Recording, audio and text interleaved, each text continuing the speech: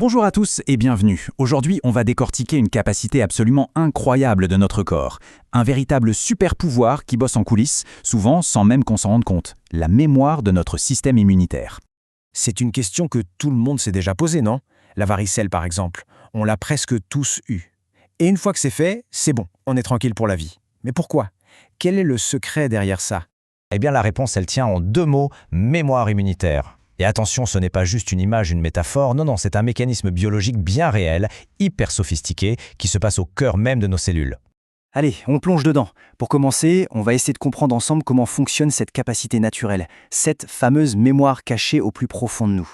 En gros, c'est assez simple. Le système immunitaire, il tient une sorte de liste de tous les ennemis qu'il a déjà combattus. La première fois qu'il rencontre un, il apprend. Mais toutes les fois suivantes, il s'en souvient et il passe à l'action, mais genre immédiatement. C'est sa base de données des Wanted. Et les stars de cette mémoire, ce sont les cellules mémoire. On peut vraiment les voir comme des soldats vétérans. Après chaque bataille, donc chaque infection, certaines cellules de combat ne meurent pas. Elles se transforment en sentinelles, prêtes à réagir. Et leur durée de vie est juste hallucinante. Pour certaines maladies comme la rougeole, elles peuvent nous protéger pendant plus de 60 ans. C'est dingue, c'est quasiment une vie entière. Bon, pour vraiment saisir à quel point cette mémoire est puissante, le mieux c'est de comparer. Comparons ce qui se passe la toute première fois qu'on est infecté et ce qui se passe quand le même microbe essaye de revenir. Vous allez voir, c'est le jour et la nuit. Alors regardons cette première courbe. C'est le premier round. Le corps découvre un nouvel adversaire. Il est en mode apprentissage. Il doit identifier l'intrus, comprendre comment il fonctionne et surtout commencer à fabriquer les bonnes armes pour le combattre, c'est-à-dire les anticorps. Tout ce processus, ça prend du temps, plus d'une semaine en général. Et c'est pendant ce temps-là, évidemment, qu'on est malade. Et maintenant, la revanche. Le même microbe tente de revenir, sauf que cette fois-ci, les cellules mémoire sont là, et elles le reconnaissent au quart de tour. Et là, regardez la deuxième courbe. La production d'anticorps, elle n'est plus lente du tout. C'est une explosion, c'est massif, c'est immédiat. L'envahisseur est neutralisé avant même d'avoir pu faire quoi que ce soit. On ne sent absolument rien. Voilà, tout est résumé ici. D'un côté, une réponse lente, faible, qui nous laisse bien le temps de tomber malade. Et de l'autre, une réponse si rapide et si puissante qu'on ne se rend même pas compte qu'on a été attaqué. C'est exactement pour ça qu'on attrape la varicelle qu'une seule fois. La revanche est gagnée d'avance. Alors là, on en vient à une idée absolument géniale. Et si on pouvait déclencher cette réponse secondaire surpuissante sans jamais avoir à subir la maladie la première fois? Eh bien, c'est précisément le concept derrière la vaccination. C'est une façon, en quelque sorte, de hacker notre propre système. L'analogie est parfaite. Plutôt que d'attendre une vraie bagarre qui peut être super dangereuse, on organise une session d'entraînement pour notre système immunitaire. On lui présente une version affaiblie ou un morceau de l'ennemi, juste assez pour qu'il apprenne à le reconnaître, qu'il crée ses fameuses cellules mémoire et qu'il soit fin prêt pour le jour où le vrai méchant pointera le bout de son nez. Voilà la définition un peu plus technique.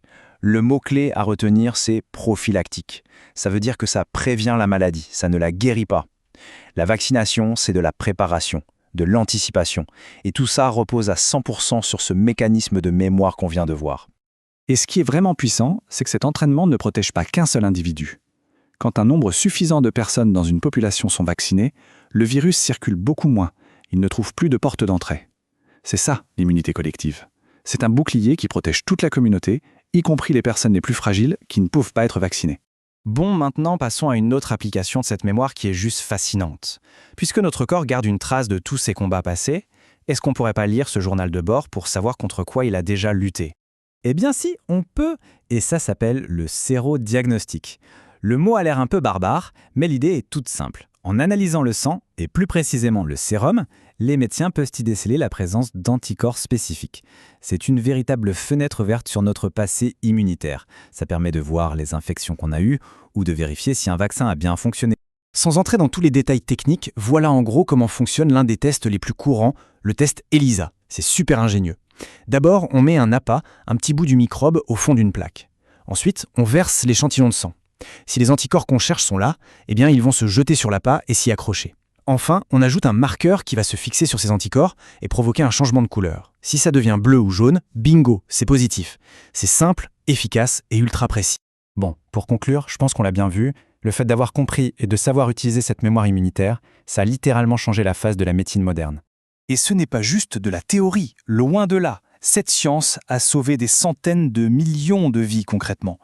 Des maladies qui terrorisaient nos arrière-grands-parents, comme la variole par exemple, ont été rayées de la carte. ou presque, uniquement grâce à notre capacité à entraîner cette mémoire immunitaire. C'est une des plus grandes victoires de l'histoire de l'humanité. Tout ça nous amène à une dernière question, une question pour l'avenir. Le monde des virus et des bactéries, il n'est pas figé, il évolue, il mute, il s'adapte en permanence.